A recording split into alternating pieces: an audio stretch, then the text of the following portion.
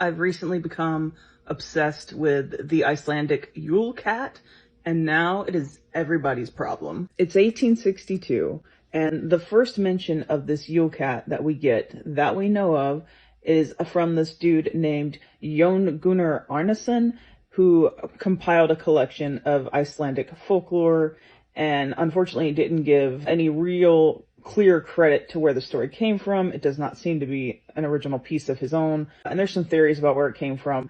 But essentially, this is the first time it's mentioned that we know of, 1862, in this collection of Icelandic folklore. Apparently, all this centers around this giant cat in Icelandic folklore. And of course, giant cat. You had me from giant cat. I mean, I'm going to end up something that kills me one day. I'm one of those people.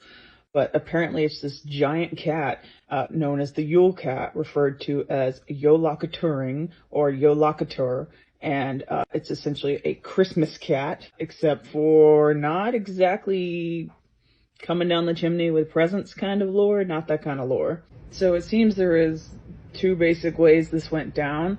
Essentially, this giant Yule cat or Christmas cat, this Jólaköttur, who hung out in the snowy areas of Iceland, would come out of the mountainside during the holiday season, and there were two options essentially in the lore. You either got this huge scary kind of cat that came out, and if you did not receive new clothing sometime before the Christmas holiday itself, this cat would eat the food of you and your family. However, the other option in the lore is that you didn't get these new clothing items and the cat just came out of the mountains and he ate you. I mean, two very different outcomes and levels of severity, right?